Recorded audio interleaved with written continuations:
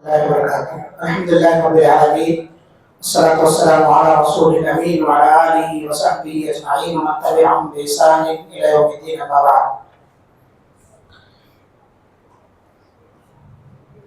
آج کی تراویح میں 13واں پارہ مکمل ہم نے سنا ہے. اس 13ویں پارے میں 154 آیتیں 154 آیتیں اور 13واں پارہ مصحف کے اندر جو اس کا نام ہے وما ابرئ، پہلی آیت سے ہی اس کا نام بھی ہے وما ابرئ نفسی ان النفس لامارۃ بالسوء. اس پارے کے اندر 3 صورت ہے. پہلا حصہ شروع کا جو حصہ ہے سورہ یوسف کا بقیہ اور تتمہ ہے، اور اس کے بعد سورۃ الرعد اور سورہ ابراہیم، یہ 2 صورتیں مکمل ہیں اس پارے کے اندر. بہت سارے احکام ہیں اس پارے کے اندر. اللہ رب العالمین نے جو بیان فرمائے ہیں بہت ساری عبرت اور نصیحت کی باتیں ہیں. سورہ یوسف کے تعلق سے گزشتہ درس میں کچھ باتیں آپ کے سامنے آ گئی تھیں. آج کے درس میں جو بات مجھے بیان کرنی ہے وہ سورہ رعد کی آیت نمبر 19 کے اندر اللہ تعالیٰ نے ایک پہچان بیان فرمائی ہے، اور اس کے بعد اگلی کئی آیتوں میں اس پہچان کو اللہ نے واضح کیا ہے. اللہ رب العالمین نے بیان فرمایا أَفَمَن يَعْلَمُ أَنَّمَا أُنزِلَ إِلَيْكَ مِن رَّبِّكَ الْحَقُّ كَمَنْ هُوَ أَعْمَىٰ إِنَّمَا يَتَذَكَّرُ أُولُو الْأَلْبَابِ. پھر کیا وہ شخص جو جانتا ہے کہ جو کچھ تیرے رب کی جانب سے تیری طرف اتارا گیا وہی حق ہے، اس شخص کی طرح ہے جو اندھا ہے. نصیحت تو عقل والوں کے لیے ہی ہے، یا نصیحت تو عقل والے ہی قبول کرتے ہیں.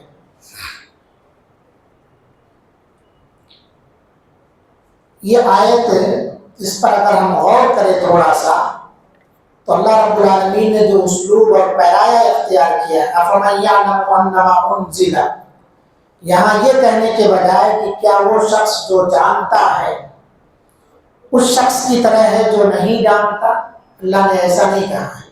اللہ تعالیٰ نے ایسا کہا ہے کہ فرمایا اس شخص کی طرح ہے جو اندھا ہے.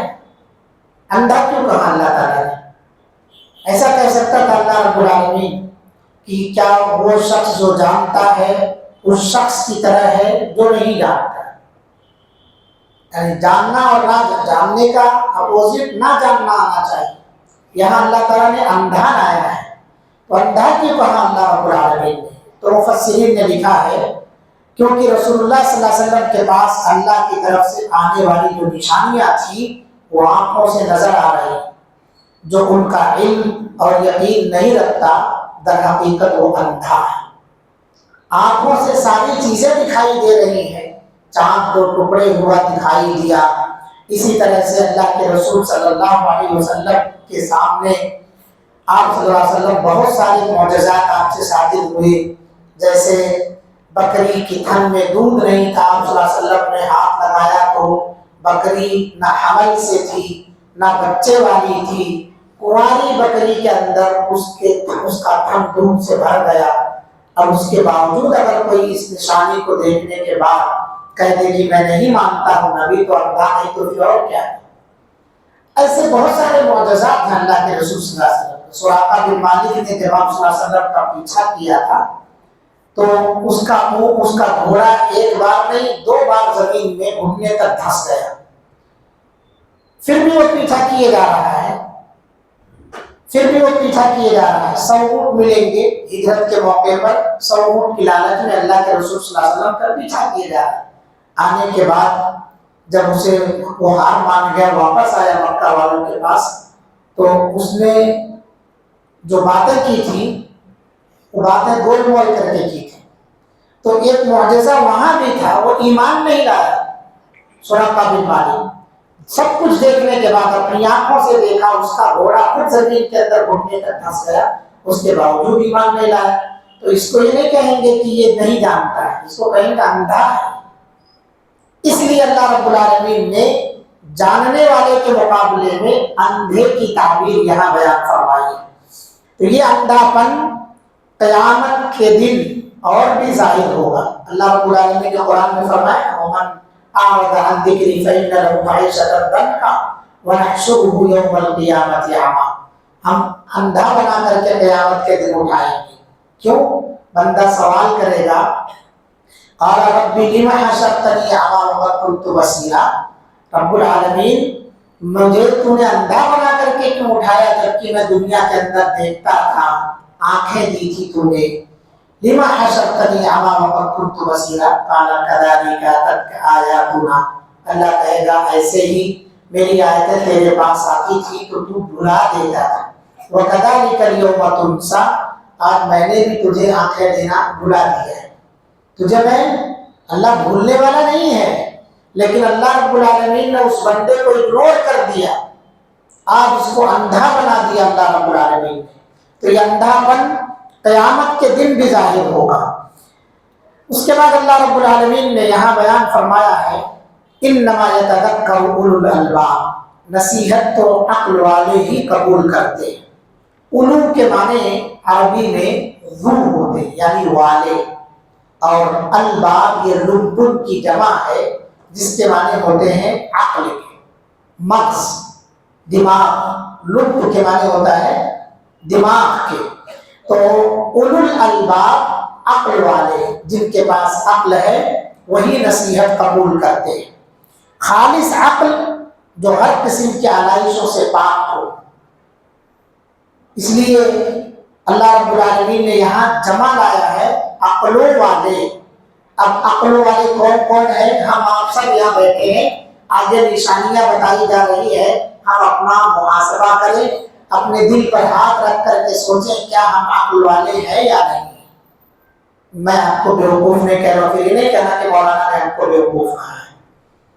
آپ اپنی پہچان خود قرآن میں تلاشیں، کیا میں عقل والوں میں ہوں یا نہیں ہوں۔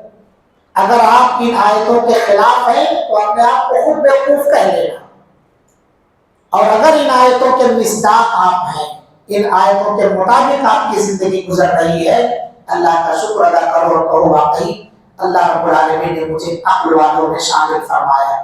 ہم عقل والے کس کو سمجھتے ہیں؟ قرآن کس کو عقل والا سمجھتا ہے؟ ہم اپنے آپ کو قرآن کی روشنی میں جانچیں اور تلاشیں۔ اللہ رب العالمین نے پہلی نشانی عقل مندوں کی بیان فرمائی ہے، الذین یوفون بعہد اللہ، جو اللہ تعالیٰ کا عہد پورا کرتے۔ اللہ رب العالمین کا عہد پورا کرتے ہیں۔ کیا عہد کیا ہے ہم نے اللہ تعالیٰ سے؟ اللہ نے ہمیں آدم علیہ السلام کی ذریت سے نکالا، آدم کے اولاد کو قیامت تک آنے والی تمام ذریت کو نکال کر کے سب کو سامنے کھڑا کر کے اللہ رب العالمین نے پوچھا۔ اس عہد کو عہد الست بربکم کہا جاتا ہے۔ الست بربکم، بتاؤ کیا میں تم سب کا رب نہیں ہوں؟ قالوا بلا، تو ہم سب نے اللہ کے پاس اقرار کیا ہے اور کہا ہے کیوں نہیں، تو ہمارا رب ہے، کیوں نہیں، تو ہمارا رب ہے۔ تو اب ہم نے اللہ سے جو عہد کیا ہے، اللہ کو رب ماننے کا مطلب یہ ہے کہ صرف اللہ ہی کی عبادت کی جائے، اسی کو مشکل کشا سمجھا جائے، اسی کو حاجت روا سمجھا جائے، صرف اور صرف اللہ ہی سے ہر چیز مانگی جائے، اللہ کے سامنے کسی کے، اللہ کو چھوڑ کر کسی کے سامنے سر نہ جھکایا جائے۔ یہ پہلی علامت ہے کہ اللہ سے جو وعدہ ہم نے کیا ہے اسے پورا کیا جائے۔ یہ وعدہ ہے وعدہ توحید، عہد توحید کو پورا کرنا۔ وَلَا يَنقُضُونَ الْمِيثَاقَ، پہلی علامت آئی کہ ہم نے اللہ سے وعدہ کیا ہے، وعدے پر ہم ہیں یا نہیں ہیں۔ اگر ہم اللہ کے علاوہ غیر اللہ کو مشکل کشا سمجھتے ہیں تو ہم اس وعدے پر نہیں، اللہ کے در کو چھوڑ کر غیروں کے در پر جاتے ہیں تو ہم اس وعدے پر نہیں ہیں۔ اگر ہم اللہ رب العالمین کے علاوہ کسی اور کو روزی رسا سمجھتے ہیں تو پھر ہم اس وعدے پر نہیں، یعنی ہم نے توحید کا عہد توڑ دیا ہے، توحید کا وعدہ ہم نے توڑ دیا۔ تو عقل مندوں کی پہلی نشانی یہ ہے کہ وہ صرف اور صرف تنہا اللہ کو رب مانے، اللہ رب العالمین کو تنہا معبود سمجھے، اسماء و صفات میں اللہ رب العالمین کو اکیلا مانے، اس میں کسی کو شریک اور پارٹنر نہ بنائے۔ یہ پہلی علامت ہے عقل مندوں کی۔ اور دوسری علامت ہے وَلَا يَنقُضُونَ الْمِيثَاقَ، وہ کوئی بھی وعدہ توڑتے نہیں، ہر وعدے کو وہ پورا کرتے، ہر وعدے کو وہ پورا کرتے، ہر وعدے کو وہ پورا کرتے۔ وَلَا يَنقُضُونَ الْمِيثَاقَ، کوئی وعدہ نہیں توڑتے۔ اللہ کے رسول صلی اللہ علیہ وسلم نے وعدہ توڑنے والی جو پہچان بتائی ہے وہ منافقوں کی بتائی۔ آپ صلی اللہ علیہ وسلم نے کہا 4 علامتیں ہیں منافق کی، 4 علامتیں۔ پہلی علامت کیا ہے؟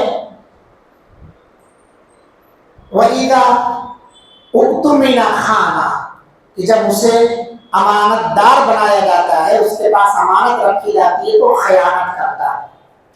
وَإِذَا عَاهَدَ غَدَرَ، اور جب اس سے کوئی وعدہ کیا جاتا ہے، کوئی عہد لیا جاتا ہے تو غداری کر جاتا ہے۔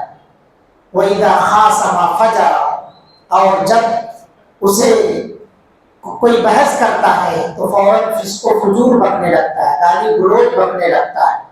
اور وَإِذَا حَدَّثَ كَذَبَ، ایک چوتھی نشانی ہے کہ جب بات کرتا ہے تو جھوٹ بولتا ہے۔ یہ 4 علامتیں جس آدمی کے اندر پائی گئی وہ پکا منافق ہے۔ ان علامتوں میں سے ایک علامت یہ ہے کہ وہ وعدہ نبھاتا نہیں ہے بلکہ غداری کرتا ہے، وعدے وفا نہیں کرتا ہے، وعدہ توڑ دیتا ہے۔ وَلَا يَنقُضُونَ الْمِيثَاقَ، عقل مند آدمی وعدہ نہیں توڑتا ہے، عقل مند آدمی وعدہ نہیں توڑتا ہے۔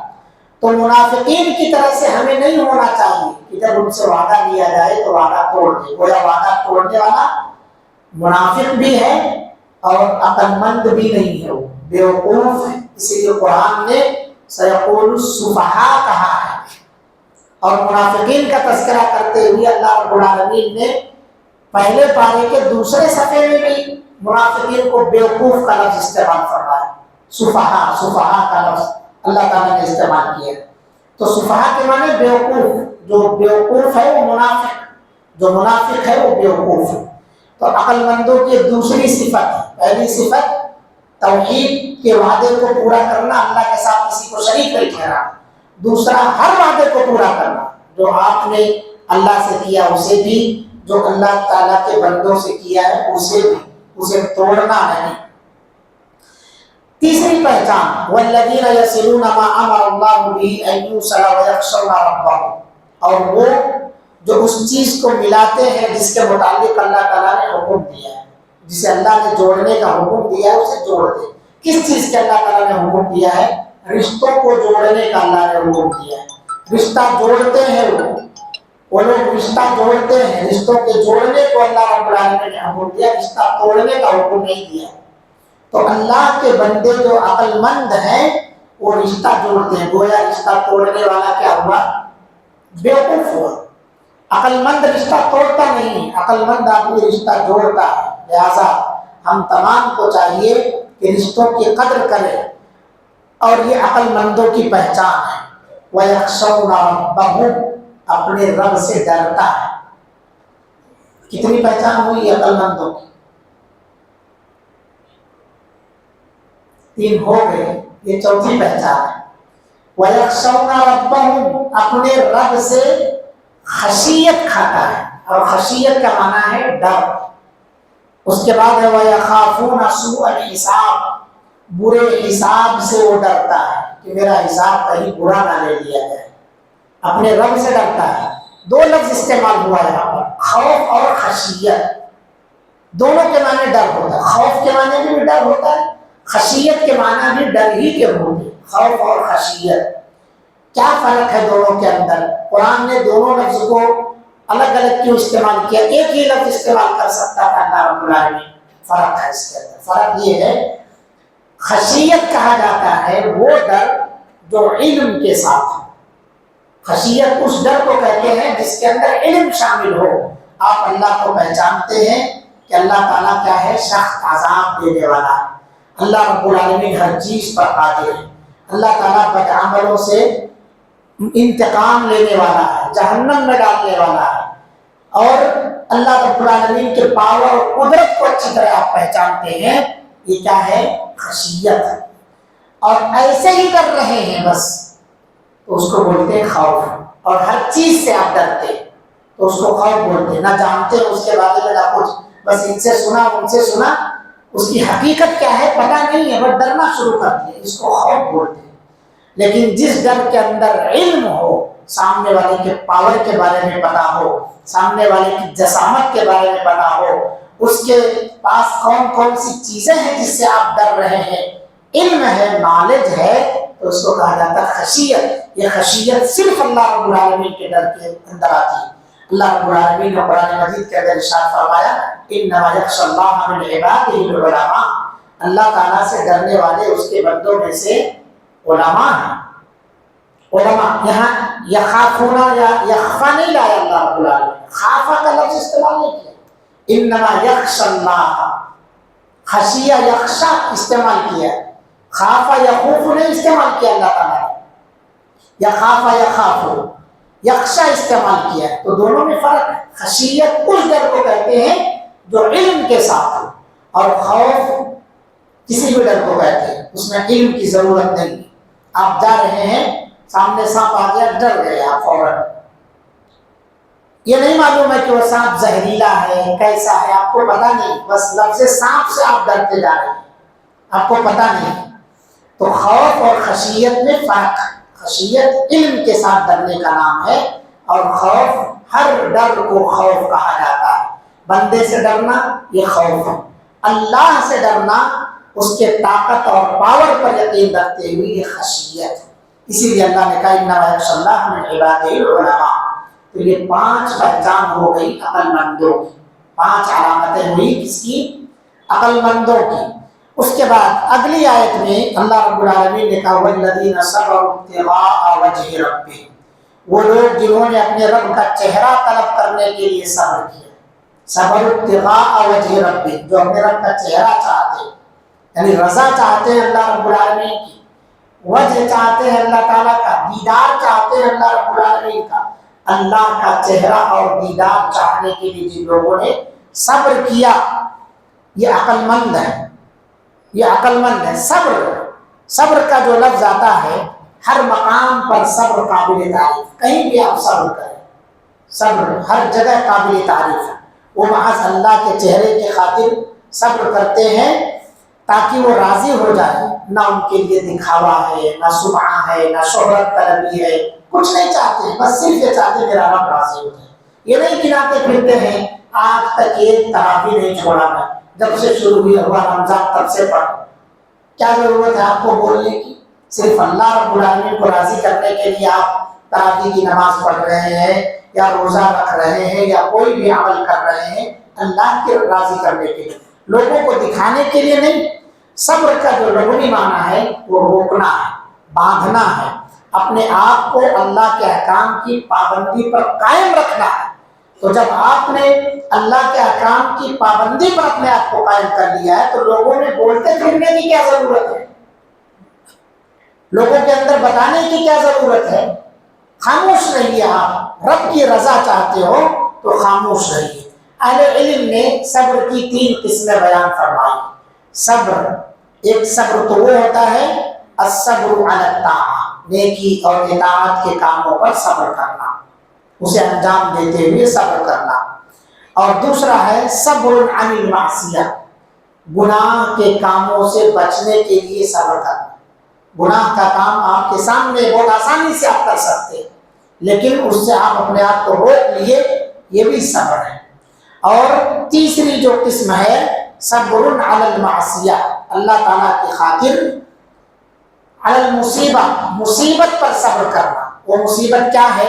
جیسے کوئی آدمی آپ کے اندر تھا، آپ کے ساتھ رہتا تھا، اچانک اس کا انتقال ہو گیا، حادثہ ہو گیا، اس پر آپ نے صبر کر لیا، یہ عقل مندوں کی پہچان ہے۔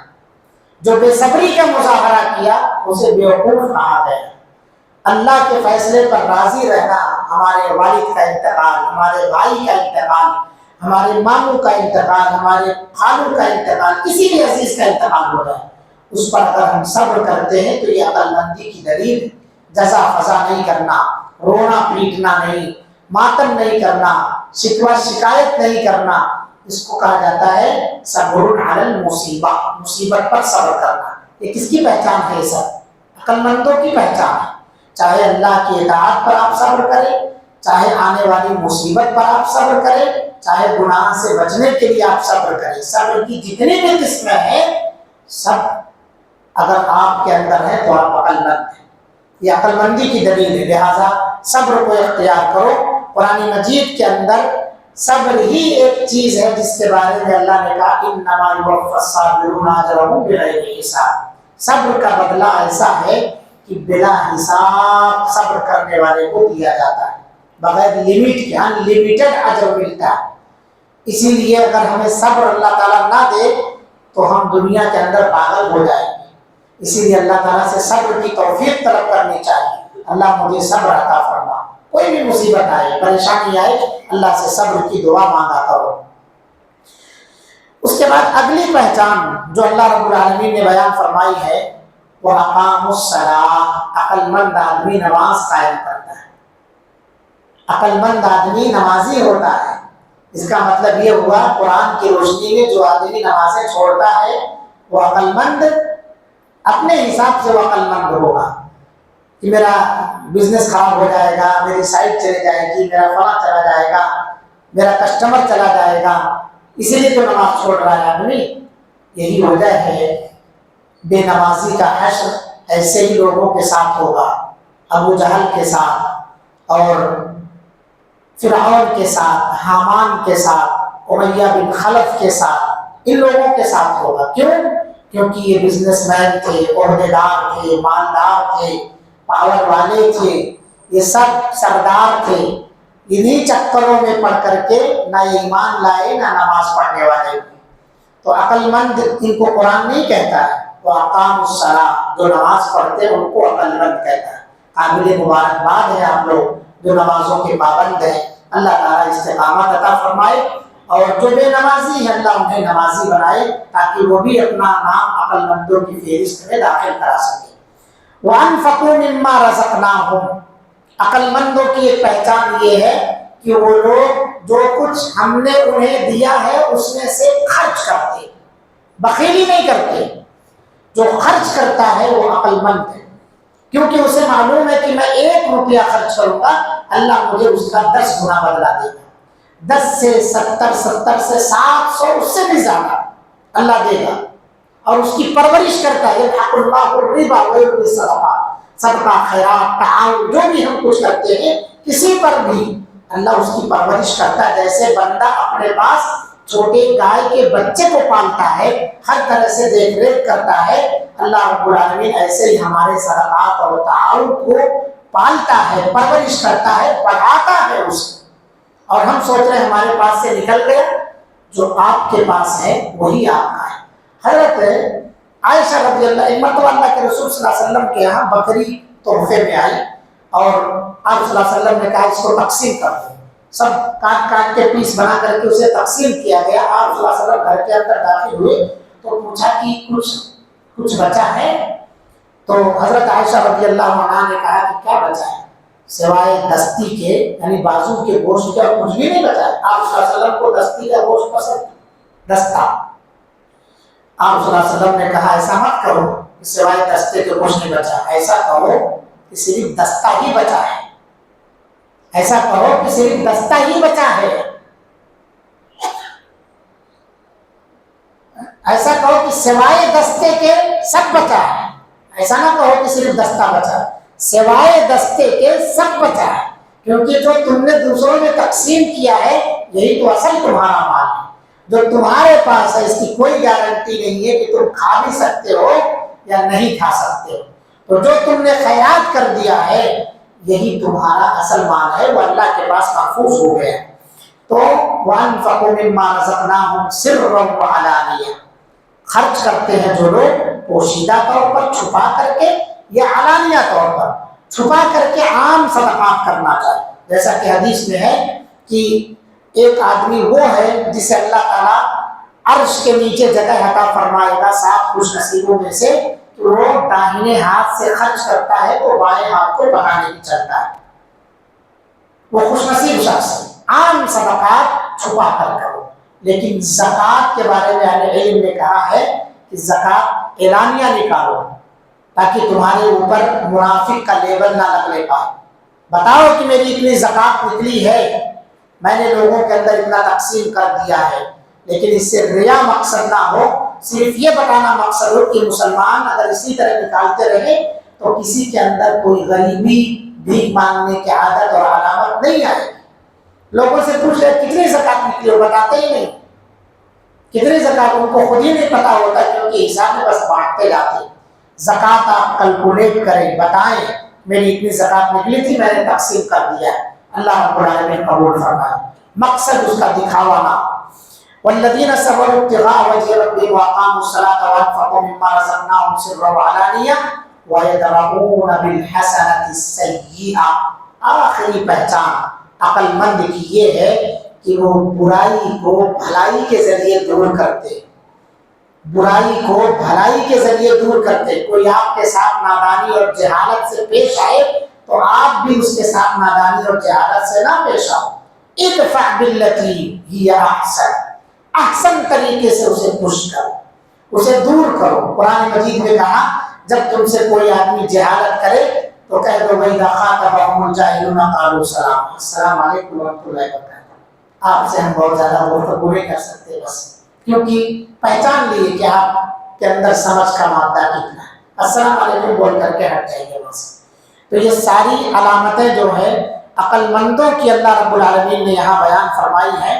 اگلی آیتوں میں اس کے بعد بدعقلوں کی بھی کچھ علامتیں ہیں، برے لوگوں کی بھی کچھ علامتیں ہیں، تو ادھر تو میں نہیں جاؤں گا کیونکہ وقت زیادہ ہو جائے گا۔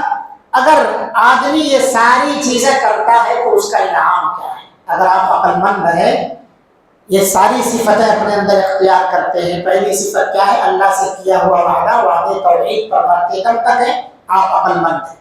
لوگوں کا کیا ہوا وعدہ آپ نہیں توڑتے، آپ عقل مند ہیں۔ اس کے بعد والی آیت میں اللہ رب العالمین نے بیان فرمایا کہ صبر کرتے، عقل مند آدمی صبر کرتا ہے، نمازیں پڑھتا ہے، اور اسی طرح سے وہ زکوٰۃ ادا کرتا ہے، اور کسی سے ڈرتا نہیں، صرف اللہ سے ڈرتا ہے، برے دن کے حساب کے دن کے برائی سے ڈرتا ہے کہ میرے ساتھ کوئی برائی نہ ہو جائے۔ یہ ساری علامتیں اگر ہمارے اندر پائی گئی تو اللہ نے اعلان کیا ہے کہ ایسے لوگوں کے لیے ہمیشگی کے باغات ہیں، جنات عدن یدخلونہا ومن صلح من آبائہم وازواجہم وذرریاتہم، جن میں وہ داخل ہوں گے، ان کے باپ دادے داخل ہوں گے، ان کی بیویاں داخل ہوں گی، ان کی اولادیں جو نیک ہیں، عقل مند ہیں، جو یہ سب داخل ہوں گے، اس کے اندر سب داخل ہوں گے ان کے اندر۔ اور فرشتے کیا کہیں گے انہیں؟ والملائکۃ یدخلون علیہم من کل باب، ہر دروازے پر فرشتے ہوں گے اور فرشتے انہیں کہیں گے سلام علیکم بما صبرتم۔ یہ ساری چیزیں صبر سے ہی تعلق رکھتی۔ اللہ کا وعدہ پورا کرنا، بندوں کا وعدہ پورا کرنا، اس میں صبر ہے۔ صرف اللہ سے ڈرنا، اس میں صبر ہے۔ ہر ایک کا تعلق صبر سے۔ زکوٰۃ آپ دے رہے ہیں، صدقہ خیرات آپ دے رہے ہیں، آپ کا مال کمایا ہوا تھا، لیکن آپ نے صبر کے ساتھ کہ اللہ کا حکم ہے دے دینا چاہیے، صبر علی الطاعۃ، دے دیا آپ نے، صبر ہے۔ فرشتے کہیں گے سلام علیکم بما صبرتم، تمہارے اوپر سلامتی ہو اس چیز کے بدلے جو تم نے صبر کیا تھا۔ فنعم عقبی الدار، بہت اچھا گھر ہے اور یہ بہت اچھا انجام ہے تمہارا۔ تو اس طرح سے یہ چیزیں اگر ہم اختیار کریں تو ہمیں اس کے کئی فائدے۔ پہلا فائدہ یہ کہ ہم بیوقوف نہیں ہوں گے، ہم عقل مند ہوں گے۔ دوسرا فائدہ یہ ہے کہ یہ سب اللہ کے احکام پر عمل کرنا ہے جس سے اللہ راضی ہوگا۔ تیسرا فائدہ یہ ہے کہ فرشتے جنت میں ہمارا استقبال کریں گے۔ اور چوتھا آخری فائدہ یہ ہے کہ ہمیں اللہ رب العالمین جنت میں داخلہ عطا فرمائے گا، صرف ہمیں نہیں، ہماری اولاد کو، ہمارے والدین کو، ہماری بیوی بچوں کو۔ اگر ہم سب چاہتے ہیں کہ ہم جنت میں جائیں اور ہمارے ساتھ ہمارے ماں باپ جائیں، ہمارے بیوی بچے جائیں، تو سب سے پہلے آپ اپنے آپ کو ان صفات کا حامل بنائیے۔ ان علامتوں کا مالک اپنے آپ کو بنائیے. اس کے بعد پھر یہ چیزیں آپ کے بچوں میں آئیں گی, آپ کی بیوی میں آئے گی. آپ صبر کو کا دامن پکڑیے, آپ صرف اللہ سے ڈریے, ہر ایک سے کیا گیا وعدہ پورا کیجیے, وعدہ خلافی نہ کیجیے. انشاءاللہ العزیز جنت الفردوس میں اللہ تعالیٰ آپ کو جگہ عطا فرمائے گا. یہ اللہ کا وعدہ ہے. اللہ سے دعا ہے اللہ رب العالمین ہم تمام لوگوں کو عقل مندوں کی فہرست میں شامل فرما لیں. قرآن مجید کی روشنی میں جو لوگ عقل مند ہیں اس حساب سے ہم سب کو عمل کرنے کی توفیق عطا فرما. بیوقوفوں اور بدعقلوں کی لسٹ سے اللہ تعالیٰ ہم سب کو محفوظ فرما. رب العالمین ہم تمام لوگوں کو رشتہ جوڑنے والا بنا, رشتوں کو توڑنے سے اللہ تعالیٰ ہم سب کی حفاظت فرما. رب العالمین ہم تمام لوگوں پر اپنا فضل و کرم اور اپنی رحمت نازل فرما. اس ماہ مبارک میں ہم پر خصوصی کرم عطا فرما. رب العالمین ہماری چھوٹی بڑی عبادتوں کو قبول فرما. جب تک دنیا میں زندہ رکھ, ایمان اور اسلام کی حالت میں زندہ رکھ, جب خاتمہ فرما تو خاتمہ بالخیر عطا فرما. آمین وآخر دعوانا الحمدللہ رب العالمین. السلام علیکم ورحمۃ اللہ وبرکاتہ.